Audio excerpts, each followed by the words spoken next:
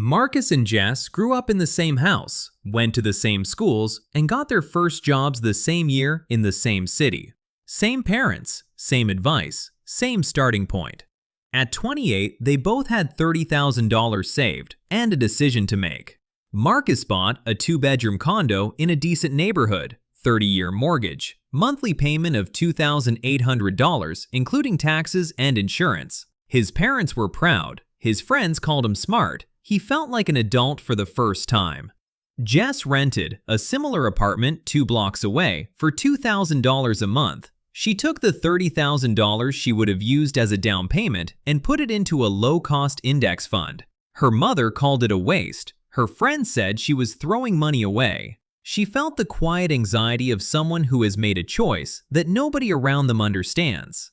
10 years later, Marcus had equity in his condo. He also had a new roof he didn't budget for, a special assessment from his building, and a job offer in another city he turned down because selling felt too complicated and too expensive. His net worth had grown, but slower than he expected and with less freedom than he imagined. 10 years later, Jess's index fund had nearly tripled. She had taken the job offer in the other city, then another one after that. She had invested the $500 a month she saved by renting instead of owning, every single month, without fail. Her net worth was not only comparable to Marcus's, in some years it was higher.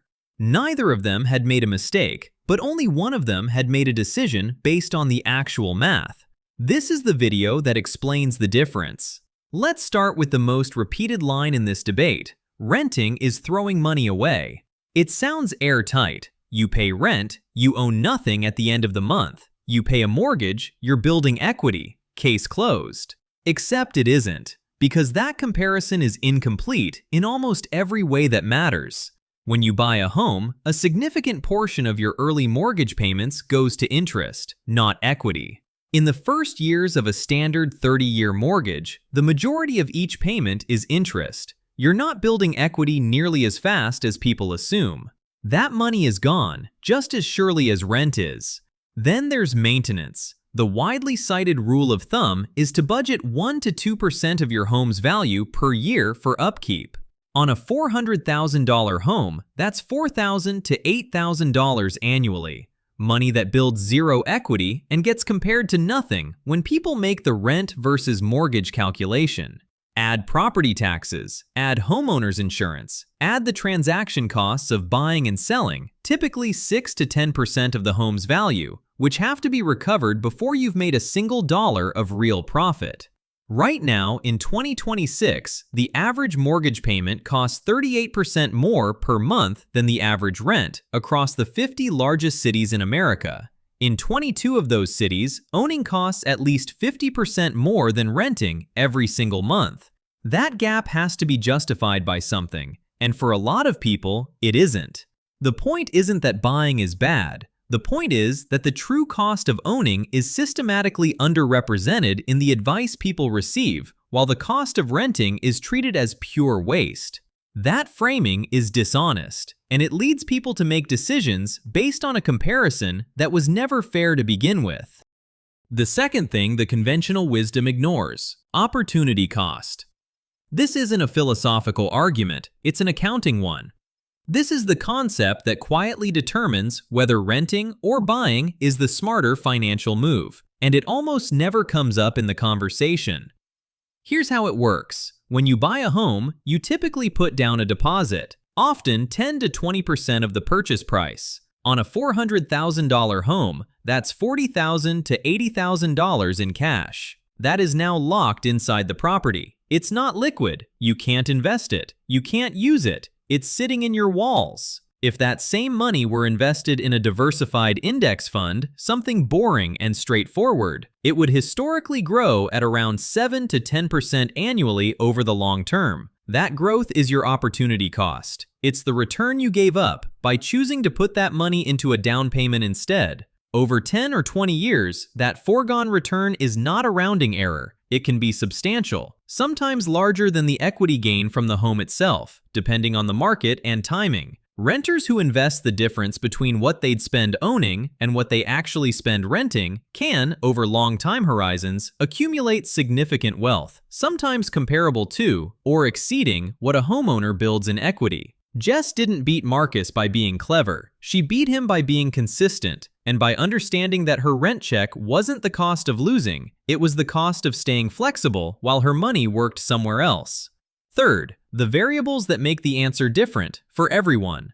The rent versus buy calculation isn't just about interest rates and house prices. It's deeply personal, and the right answer shifts dramatically based on factors that financial advice rarely accounts for. How long you plan to stay is probably the single most important variable. Buying only starts to make mathematical sense after you've lived somewhere long enough to recover the transaction costs and let appreciation work in your favor. Depending on the market, that break-even point can be anywhere from 5 to 10 years. If there's any meaningful chance you'll move before then, for work, for relationships, for opportunity, buying may actively cost you money compared to renting. Marcus turned down a job because moving felt too complicated. That decision had a financial cost that never appeared in any calculation he made when he bought the condo, but it was real.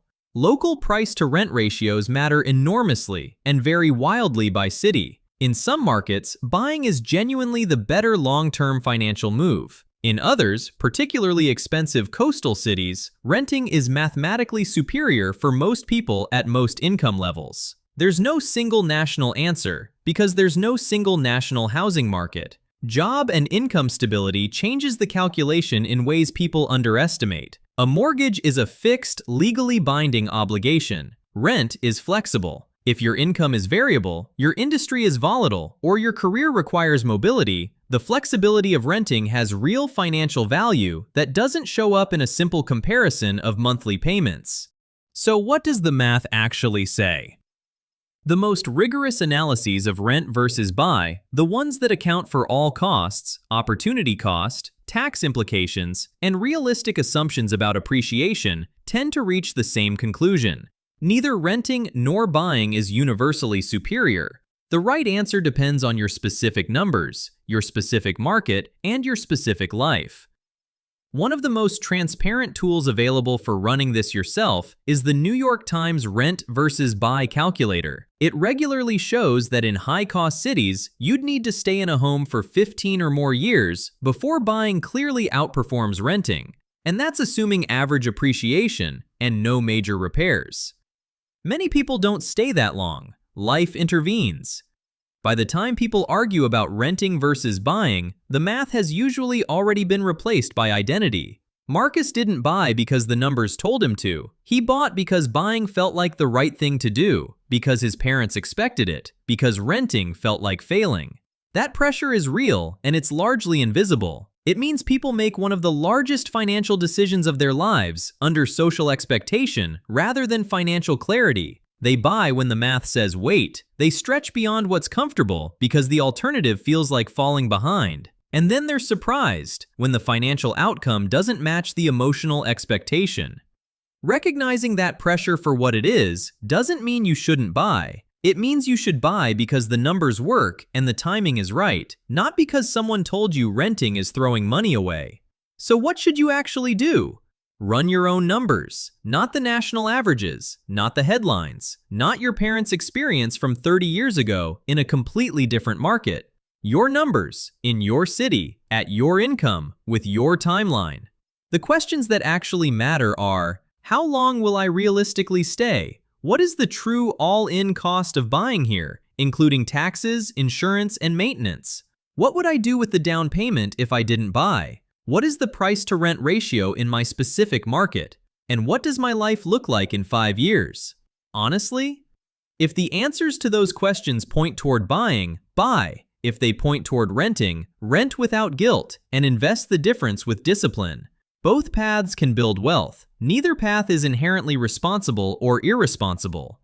Marcus and Jess both turned out fine, but Jess made her choice with her eyes open. Marcus made his because nobody told him there was another way to look at it.